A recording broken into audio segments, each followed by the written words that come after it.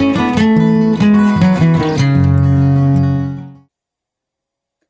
everyone, and welcome back to my podcast. This is Anne of Fiber, Floss, and Fiction. Today is January 6th, 2023, so Happy New Year everyone. I hope you had a great holiday season and enjoyed, hopefully, some time off or time enjoying your family and friends and are ready to kick off a new year. I did not get a plans video filmed and uploaded separately, so I'm going to just be filming that as part of today's video. So I think this one will probably be a fairly long one. I do have some notes and gonna just work off of those and give you guys the usual update, as well as talking about things I've been working on, things I'm reading, and yeah, let's just jump on into it. Quick life update. Part of the reason that I'm recording back down here today is just because of ease of setup. We have added a kitten to our household, and while she is a delight, she is also into everything. So there may be some odd edits or cuts. I may not even get this whole video filmed at once. I may have to do some of it tomorrow when I can take advantage of her long nap time. It's like having a little kid in the house. She's still very into, all the things that have strings, which is pretty much everything I do except book reading. So I'm going to piece together this video. You may see me in different clothing if I wind up having to do more of this tomorrow, but I'm here now, so let's give it a shot. If you're a new viewer, welcome. I hope that you find a reason to come back and visit with me again. And if you are a returning viewer, as always, thank you for choosing to spend some time with me. I greatly appreciate your interest in my little corner of the world, and thank you for tuning in. Normal type stuff I'm going to talk about today, yarn crafts and books and cross stitch. And I'll splice them together in that order. And like I mentioned, I did not get my plans video created over the holidays. So we're just gonna tack that on today. I'd grab a beverage, maybe something to craft with. I think today's video is probably gonna be a little bit longer than usual. So let's jump in, we'll get started right off. So I have two finished objects to talk about to kick off the new year, one big and one small. The first of which are my finished 3 leaves socks. This is a pattern by Paula Pereira. It was originally in the 52 Weeks of Socks pattern book, but you can now get this as a separate PDF download. I knit mine using, and I knit the size medium. Yep, size medium. Hang on one second. Kitten is thinking about making an approach. We'll see how this goes. I knit these using West Yorkshire Spinners Signature 4-ply in the colorway Pacific. She's wandered off. And did the stitches and everything as written. These are toe up. I substituted in a Fish Lips Kiss heel. I didn't like there's a reverse gusset in the pattern, reverse gusset and heel in the pattern. I just popped in the Fish Lips Kiss heel because I like that. Love these and the fact that they are actually mirror images of each other. So there is a left and a right. And they have these gorgeous twisted stitches with a little bit of lace. And let me actually show you the one that's here on the front of the foot. It's kind of hard to see on the sock blocker this way. Scooch this around.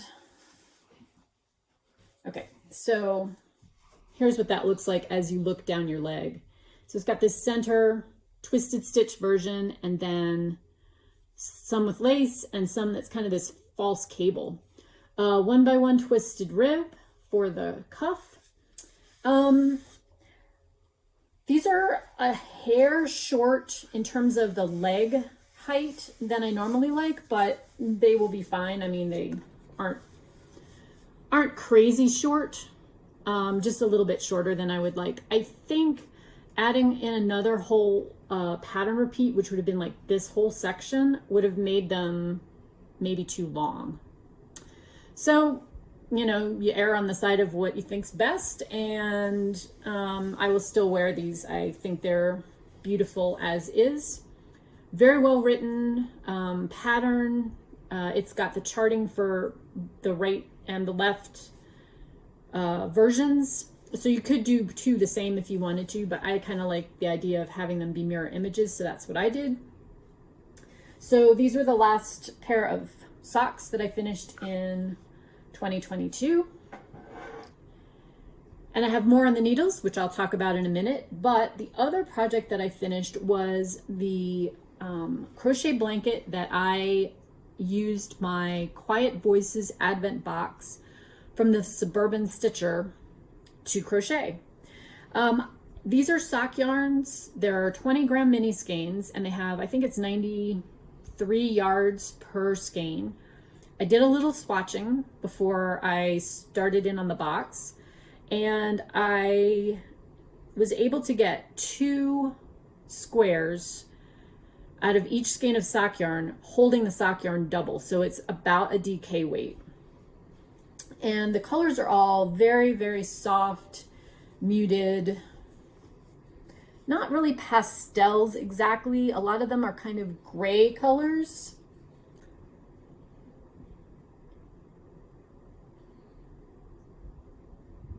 But I love them.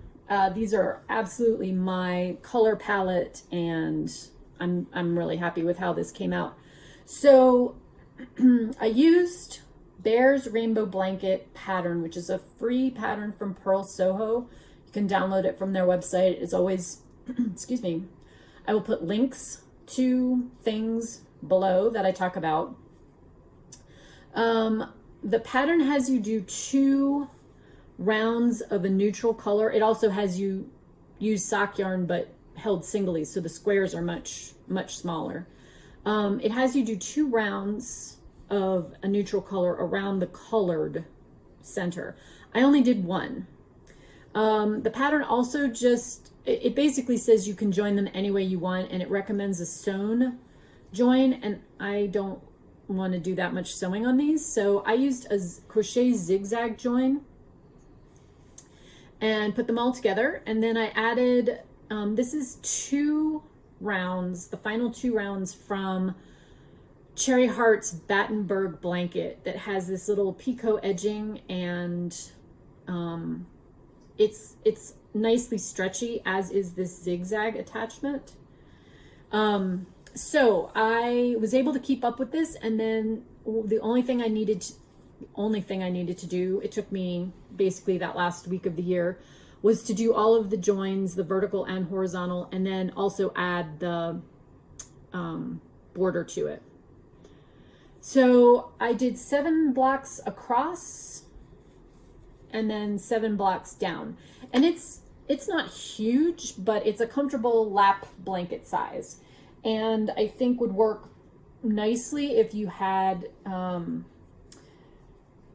know, your 25 Advent skeins to use up, and you wanted something fun to do with them that used up all of the color, which was what I was going for. I didn't have, I had maybe a couple of yards from each mini skein left, and that was it. And it's something that I can kind of enjoy all year round, because it's not like a heavy shawl or scarf or something that I would have to only wear in the winter when I need the warmth. This is just a great anytime blanket. So really pleased with how that came out. I wound up using just over 4,500 yards total in this because I held everything double. So that was kind of a nice stash buster.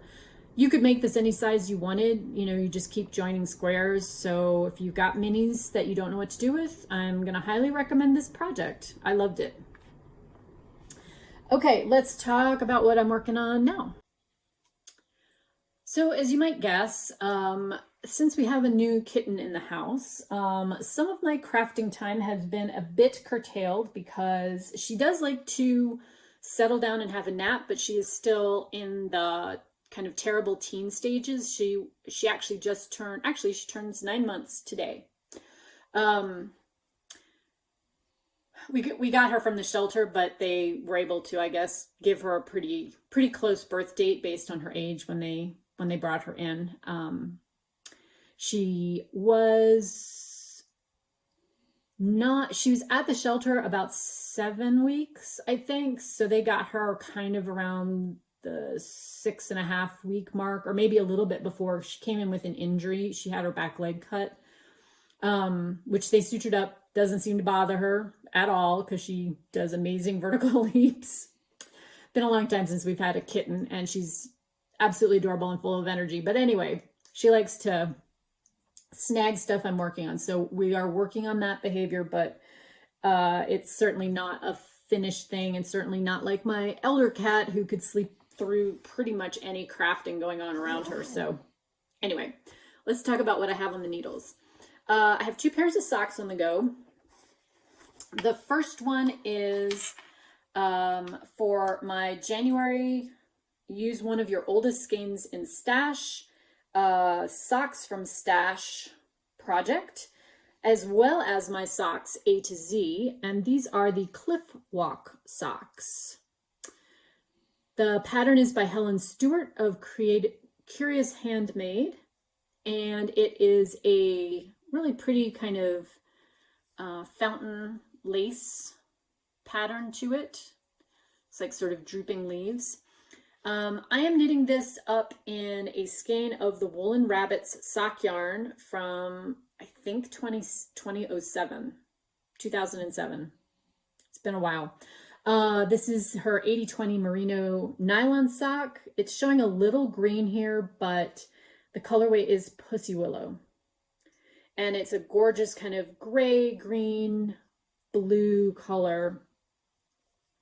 And I really like how it's working up for these. So this is sock 1.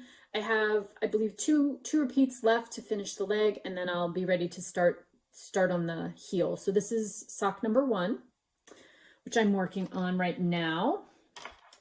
And the second pair of socks is another pair of self-striping, just plain vanilla.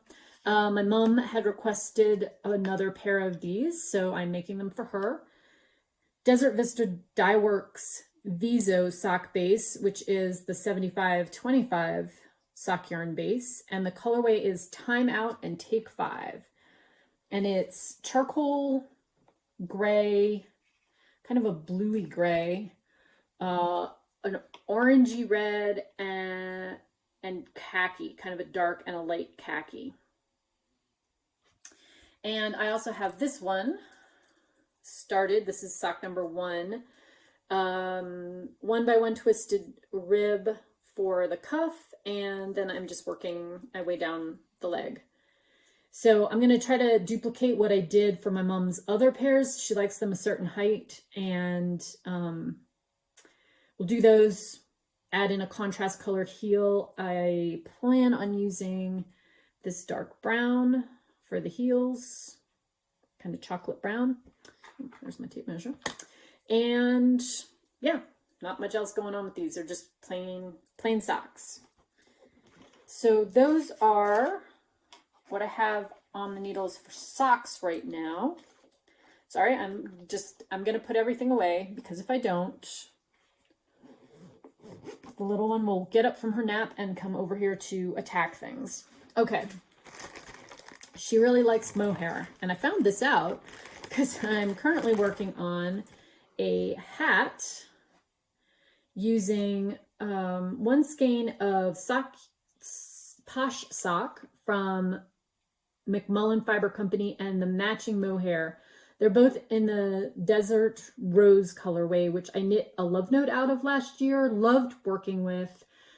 I think it's beautiful. I love this colorway. And our pet sitter, who is awesome and wonderful, she loves pink. So I have 1 skein of each, and I'm working up this cute little hat pattern, which is by Rurico. If you've watched my episodes before, pre-December, I'm working on a oversized cardigan that uses the same stitch pattern, and it's on hold currently while I was finishing my Advent projects. But this one is moving along quite quickly. I hope to have this finished up in the next week, and then we'll give this to her as a thank you gift for taking care of our pup over the holiday season. So that is in progress. And then last but not least for knitting, I have cast on the Lunenburg pullover, which is a design by Savory Knitting. And this is a colorwork yoke sweater. I am knitting this in the called for Laken and Lace Rustic Sport, which is a single ply wool. It's just one ply, so it's got a little bit of kinkiness to it. I got this kitted up at the Woolly Thistle. They did have kits available. I don't know if they still do because they kind of sell out fast, but this is where I am on the yoke. I'm getting ready to start the next set of increases. So that's what it looks like currently. It's got a dark kind of, they call it coal. It's a dark gray. And then color's getting blown out a little. Let's try it this way. Yep. Kind of an ice blue, the natural light gray, and then two colors of like a gold ochre, kind of a greeny yellow, and a slightly brighter mustard yellow. So that's where I am on that one. And let's see, we're going to talk about plans next. So for plans going forward, I have my very large crochet blanket that I'm working on. I am working on the final round of granny squares on that, chipping away at those. There's 52 of them. So my plan is to try to get those pretty much done in the month of January. And then I can use February to join them. And then I have a couple like border rounds, just plain, you know, crochet around the edge to finish that one up with. So it's sitting over there. I'm thinking I may work on it this afternoon. So that project is ongoing, but hopefully will be done this first quarter. I'm also in the throes of, if you recall from my last video, I talked about having 31 starts in January, and I've adjusted that plan a little because another group that I'm in is doing February new starts. And so rather than try to do a month of starts in January and a month of starts in February, I'm going to split my planned starts up into half of those for January, 16 of those for January, and 15 of those for February. So like one every other day. I have everything kitted up and ready to go. I have a few things I need to still wind yarn for, but I have the yarn pulled and sitting in baskets over on my work table, so ready to go for those. And so you'll see those come the next video. I'm trying not to get too far ahead of myself and like cast on everything at once and try to at least make some progress on the things that I have cast on.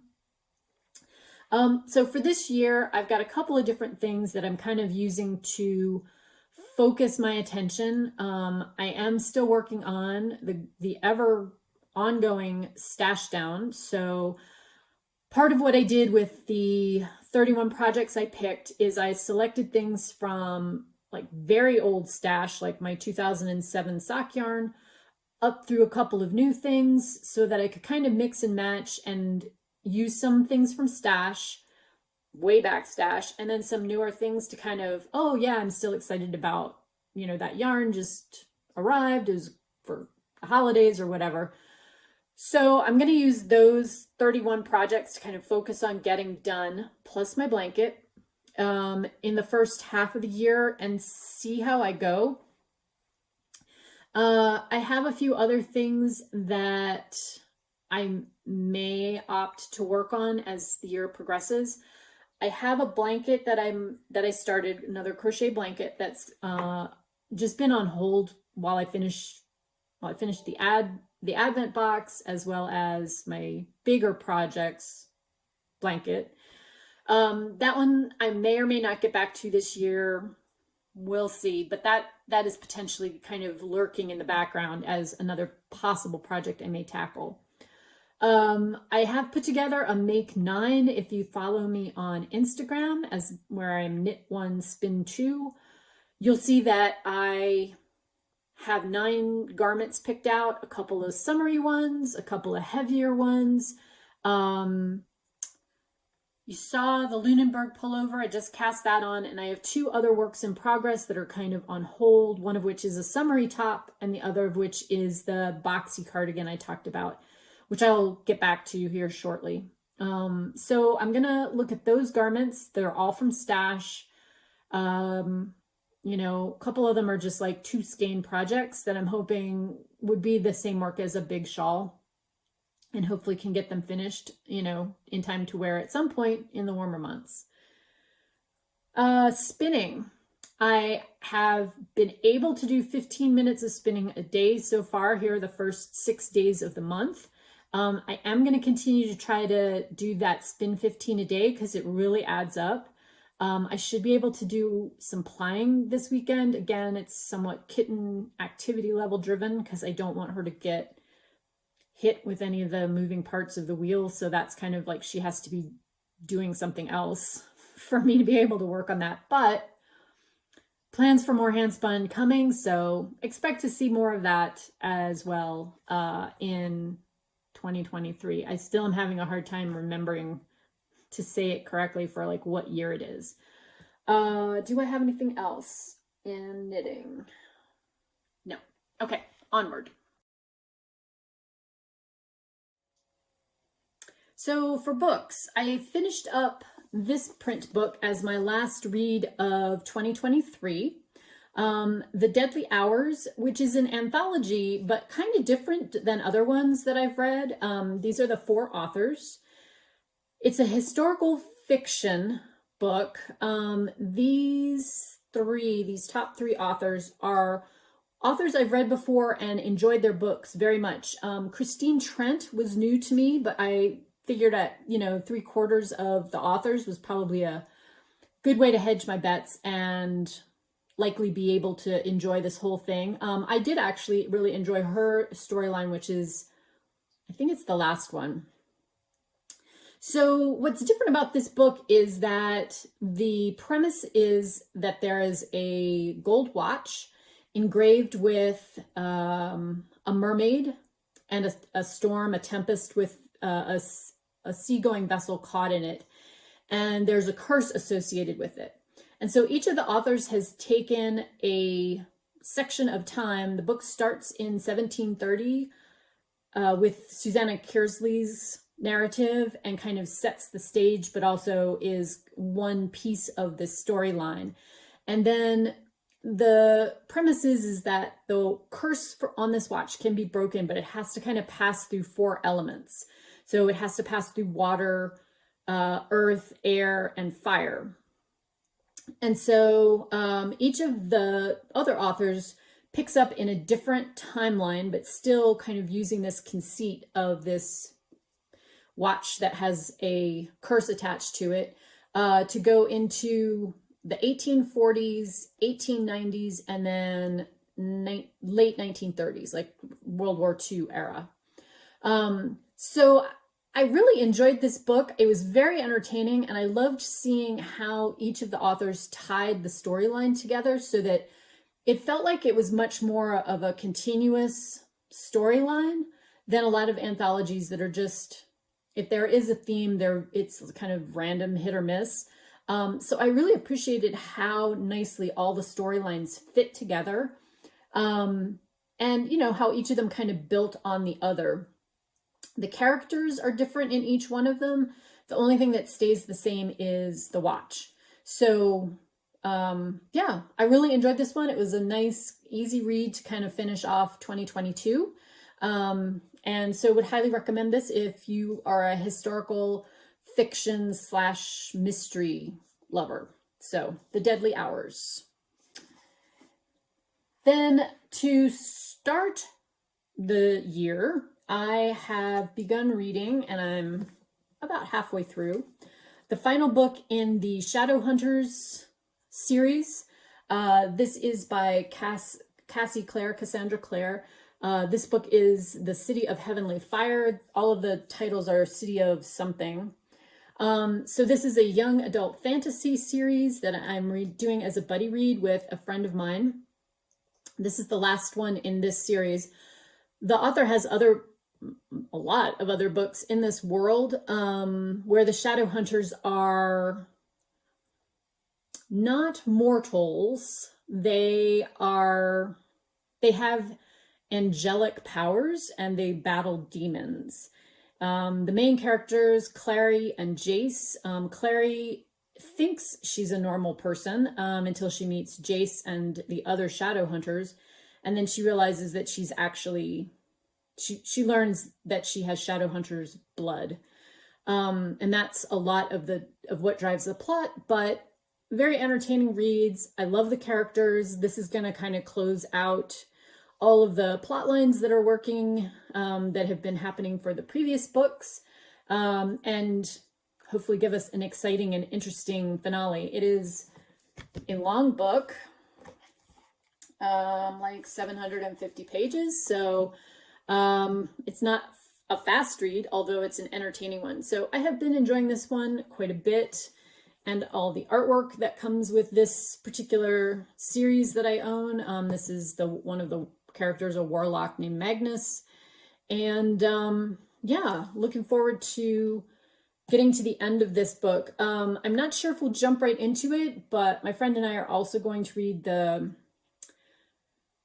there's another shorter series. It's just 2 books at this point. I read the first one, but I'm going to reread it, The Red Scrolls of Magic, that focuses on Magnus Bane and Alex Lightwood, who's one of the Shadowhunters who appear in this story and who have a relationship. So that set of books develops their characters further and gives some of the backstory of their relationship.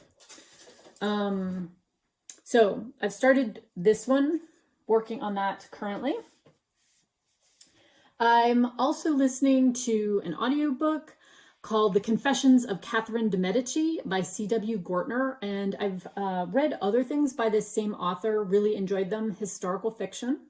I read a book by this author called The Mad Queen, which was about Juana of Castile, and this book is set in the same like mid-16th century, and is about Catherine de Medici and her marriage to Henri, who is King of France, and their kind of troubled relationship and what happens to her and her children after Henri dies.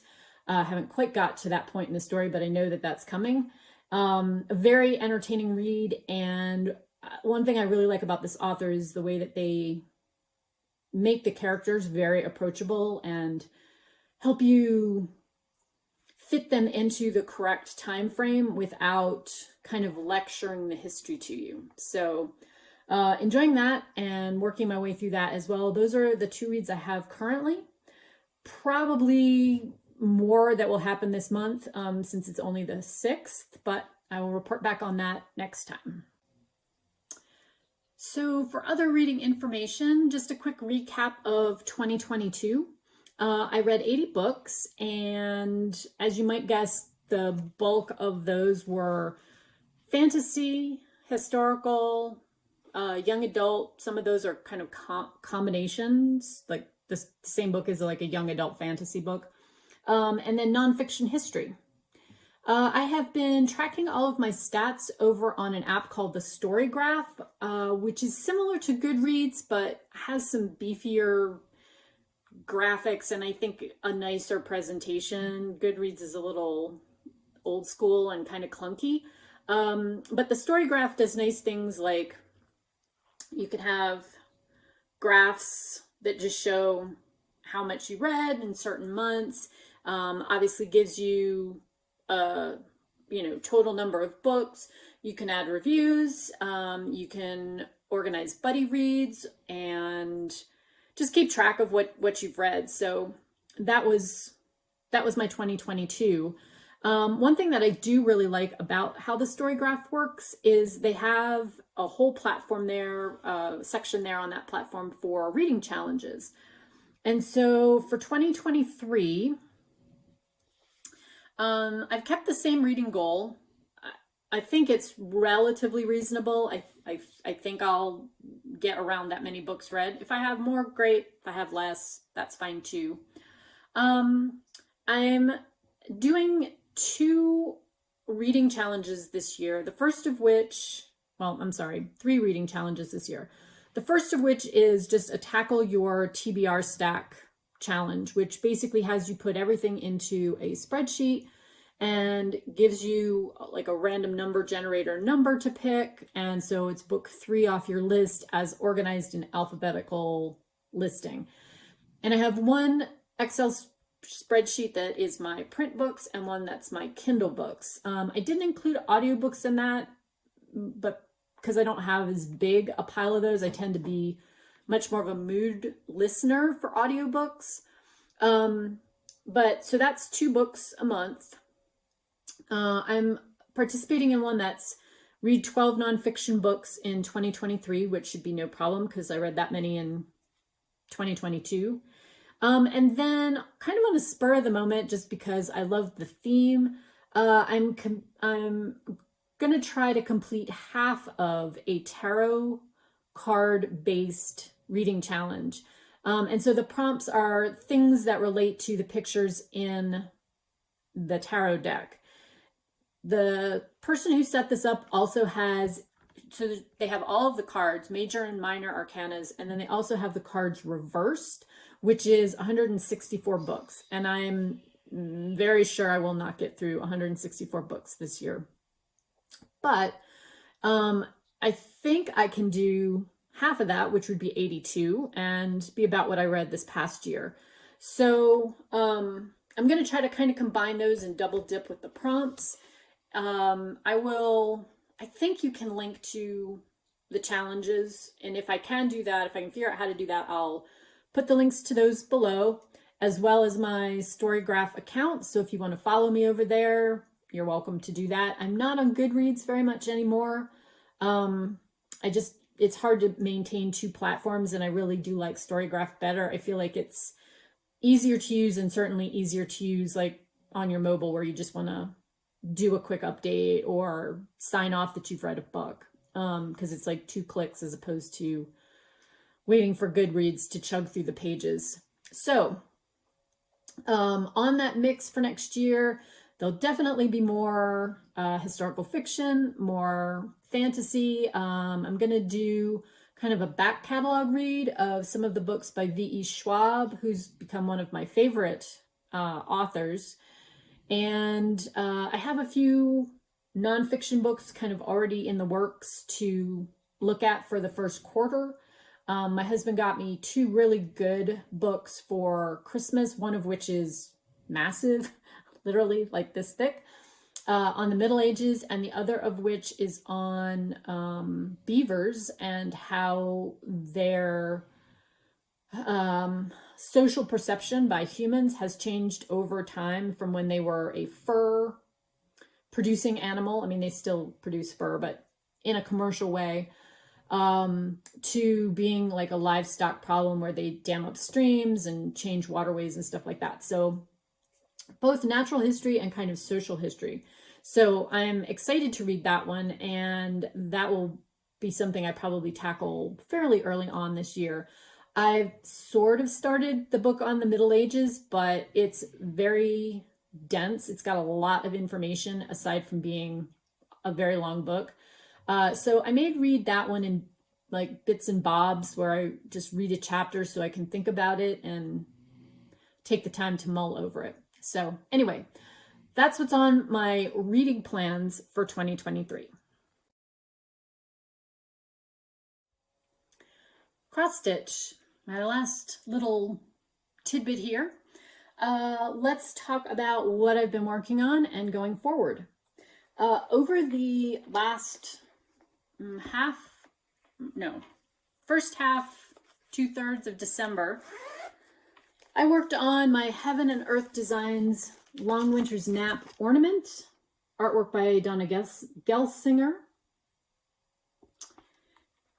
And I don't think I wrote down how many stitches I did, but I did make some good progress on this one. I had originally, let's see if I can hold this up appropriately, gotten through about to here, so here. So I was able to work quite a bit of the rest of his sleeve, all of this dark stuff, which looks like it's all black, but is actually other colors as well. If you look closely, you can kind of see there's like the chair, side of the chair rungs there.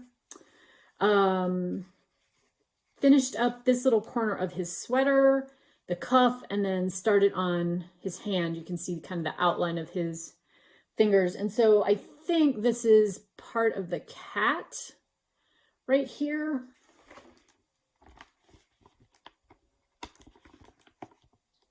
That spot right there. Sorry for the glare.